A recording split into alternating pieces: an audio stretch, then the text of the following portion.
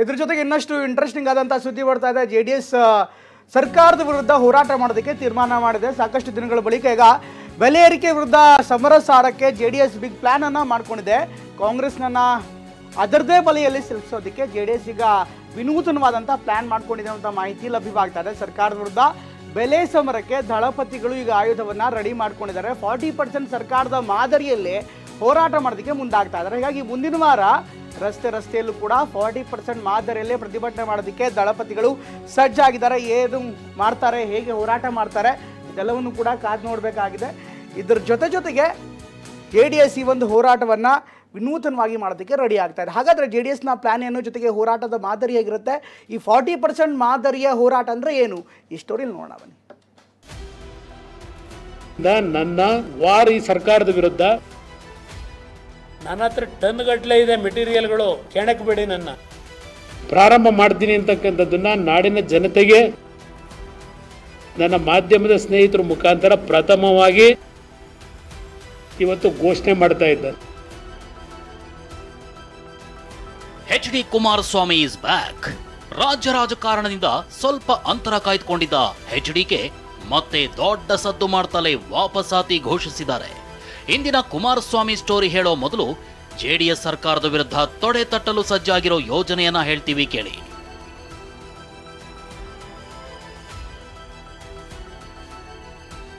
ಕಾಂಗ್ರೆಸ್ ಅನ್ನ ತನ್ನದೇ ಬಲೆಯಲ್ಲಿ ಸಿಕ್ಕಿಸಲು JDS ಪ್ಲಾನ್. ಸರ್ಕಾರದ ವಿರುದ್ಧ ಬೆಲೆ ಸಮರಕ್ಕೆ ದಳಪತಿ ಆಯುಧ ರೆಡಿ. ರಸ್ತೆಯಲ್ಲೂ ಶುರುವಾಗಲಿದೆ ಸರ್ಕಾರದ ವಿರುದ್ಧ ಸಮರ. ಕಳೆದ ವಿಧಾನಸಭೆಯಲ್ಲಿ ಕಾಂಗ್ರೆಸ್ ನಾಯಕರು 40% ಸರ್ಕಾರ ಎಂಬ ಹಣೆಪಟ್ಟಿ ಅಂಟಿಸಿ ಅಂದಿನ ಬಿಜೆಪಿ ಸರ್ಕಾರದ ವಿರುದ್ಧ ಅಬ್ಬರಿಸಿದ್ರು.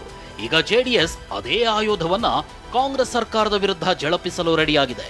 ಕಾಂಗ್ರೆಸ್ ಸರ್ಕಾರದ ಬೆಲೆ ಏರಿಕೆ ಪಟ್ಟಿಗಳನ್ನ ಸಾಲು ಸಾಲಾಗಿ ವಿವರಿಸಿ ಸರ್ಕಾರ ಬಂದಾಗಿನಿಂದಲೂ ತಿಂಗಳಿಗೊಮ್ಮೆ ಏರಿಕೆಯಾಗಿರೋ ಬೆಲೆಗಳನ್ನ ಸಂಪೂರ್ಣವಾಗಿ ವಿವರಿಸಲು ಈಗಾಗಲೇ ಡ್ಯಾಶ್ ಬೋರ್ಡ್ ರೆಡಿಯಾಗಿದೆ. ಒಬ್ಬ ಗೋರಿ ಮೊಹಮ್ಮದ್ದು, ಇನ್ನೊಬ್ಬ ಗಜನಿ ಮೊಹಮ್ಮದ್ದು, ಮತ್ತೊಬ್ಬ ಮಲ್ಲಿಕಾ ಕಪೂರ್ ಇಂಥರ ವಿಧಾನಸೌಧ 3ನೇ ಮಾಡಿಲ್ ಕೂತ್ಕೊಂಡು ಈ ರಾಜ್ಯ ಹಿಂಗೆ ಲೂಟಿ ಮಾಡ್ಕೊಂಡು ಹೋದ್ರೆ ಏನಾಗಬೇಕದು ಈ ರಾಜ್ಯದ ಪರಿಸ್ಥಿತಿ. ಮುಂದಿನ ವಾರದೊಳಗೆ ಒಂದು ಬಟನ್ ಕ್ಲಿಕ್ ಮಾಡಿದ್ರೆ ರಾಜ್ಯ ಸರ್ಕಾರದ ಬಿಸಿ ಬೆಲೆ ಏರಿಕೆ ಬರೆಯನ್ನ ನೀವೇ ನೋಡಬಹುದು ಅಂತಿದೆ JDS ಟೀಮ್. ಇಷ್ಟಕ್ಕೆ ಸೀಮಿತಗೊಳಿಸದೆ ರಾಜಧಾನಿಯಲ್ಲಿ ಬೃಹತ್ ಹೋರಾಟಕ್ಕೂ ಪ್ಲಾನ್ ಮಾಡಿಕೊಳ್ಳಲಾಗಿದೆ. ಕೇವಲ ಒಂದು ದಿನದ ಬದಲಾಗಿ ವಾರ ಪೂರ್ತಿ ಹೋರಾಟದ ಕಾವಿರುವಂತೆ ತಂತ್ರ ರೂಪಿಸಲು ಇಂದಿನ ಕೋರ್ ಕಮಿಟಿ ಸಭೆಯಲ್ಲೂ ಕೂಡ ಚರ್ಚೆ ನಡೆಸಲಾಗುತ್ತೆ ಅನ್ನೋ ಮಾಹಿತಿ ಇದೆ. ಇವತ್ತಿನಿಂದ ನನ್ನ ವಾರ್ ಈ ಸರ್ಕಾರದ ವಿರುದ್ಧ ಪ್ರಾರಂಭ ಮಾಡ್ತೀನಿ ಅಂತಕ್ಕಂಥದ್ದನ್ನ ನಾಡಿನ ಜನತೆಗೆ ನನ್ನ ಮಾಧ್ಯಮದ ಸ್ನೇಹಿತರ ಮುಖಾಂತರ ಪ್ರಥಮವಾಗಿ ಇವತ್ತು ಘೋಷಣೆ ಮಾಡ್ತಾ ಇದ್ದಾರೆ. ಇನ್ನೊಂದೆಡೆ ಇಂದು ಬೆಂಗಳೂರಿನಲ್ಲಿ ಪತ್ರಿಕಾಗೋಷ್ಠಿ ನಡೆಸಿರೋ HD ಕುಮಾರಸ್ವಾಮಿ ಕೇತಗಾನಹಳ್ಳಿಯ ಜಮೀನಿನಲ್ಲಿ ಭೂ ಕಬಳಿಕೆ ಆರೋಪದ ಬಗ್ಗೆ ಸಿಡಿದೆದ್ದಿದ್ದಾರೆ. ಮಾಜಿ ಪ್ರಧಾನಿಯ ಮಗನಾಗಿರೋ ತನಗೆ ಸರ್ಕಾರಿ ಜಮೀನು ಒತ್ತುವರಿ ಮಾಡಿಕೊಳ್ಳೋ ಅವಶ್ಯಕತೆ ಇಲ್ಲ. CM ಹಾಗೂ DCM ನನ್ನ ವಿರುದ್ಧ ರಾಜಕೀಯ ದ್ವೇಷ ಸಾಧಿಸ್ತಿದ್ದಾರೆ.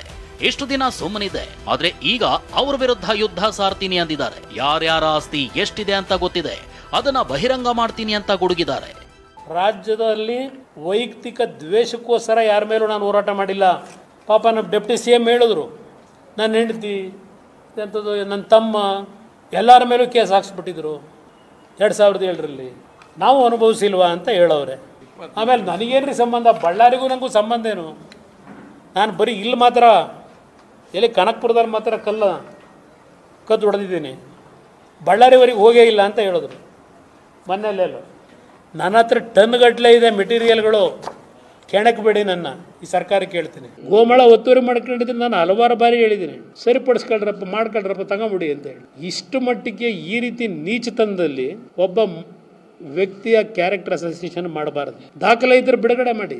ಅತಿಕ್ರಮಣ ಮಾಡಿದರೆ ಇಲ್ಲ ಅಕ್ರಮವಾಗಿ ಏನಾದ್ರು ಸಂಪಾದನೆ ಮಾಡಿದರೆ ಆಕ್ಷನ್ ತಗೊಳ್ಳಿ.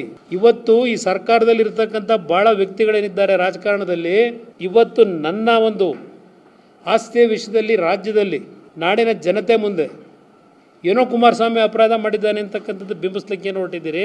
ನಾನೇನು ರಾಜಕೀಯದಿಂದ ಪಲಾಯನವಾದ ಮಾಡಲ್ಲ. ಇದಕ್ಕೆ ಪ್ರತಿಕ್ರಿಯಿಸಿರೋ DCM DK ಶಿವಕುಮಾರ್ HDK ಮಾತಿಗೆ ಹೆದರೋ ಮಗ ನಾನಲ್ಲ, ಯಾವುದೇ ದಾಖಲೆ ಬಿಡುಗಡೆಗೂ ನಾನು ಸಿದ್ಧ ಅಂತ ಸಂದೇಶ ರವಾನಿಸಿದ್ದಾರೆ.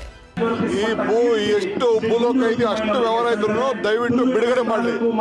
ನನಗೂ ಗೊತ್ತಿದೆ, ನನ್ನ ಮಕ್ಕಳ ಆಸ್ತಿ, ನನ್ನ ಆಸ್ತಿ, ನನ್ನ ಕುಟುಂಬದ ಆಸ್ತಿ ಎಲ್ಲ ತರಿಸಿಟ್ಕೊಂಡವ್ರೆ. ಎಲ್ಲ ಬಯಲು ಮಾಡಲಿ. ನಾನೇನಾದ್ರು ತಪ್ಪು ಮಾಡಿದ್ರೆ ಯಾವ ಶಿಕ್ಷೆ ಬೇಕಾದ್ರೂ ಒಳಗಾಗ್ತೀನಿ.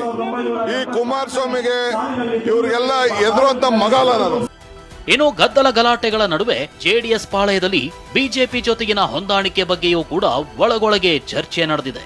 ಸಮನ್ವಯ ಸಮಿತಿಯ ಅವಶ್ಯಕತೆ ಬಗ್ಗೆ ಈಗಾಗಲೇ ಜನತಾದಳದ ಹಿರಿಯ ನಾಯಕರು ಮಾತನಾಡಿದ್ದು, ಕೇಂದ್ರ ನಾಯಕತ್ವದ ಜೊತೆ ಮಾತುಕತೆ ಅಗತ್ಯವಿದೆ ಎಂದಿದ್ದಾರೆ.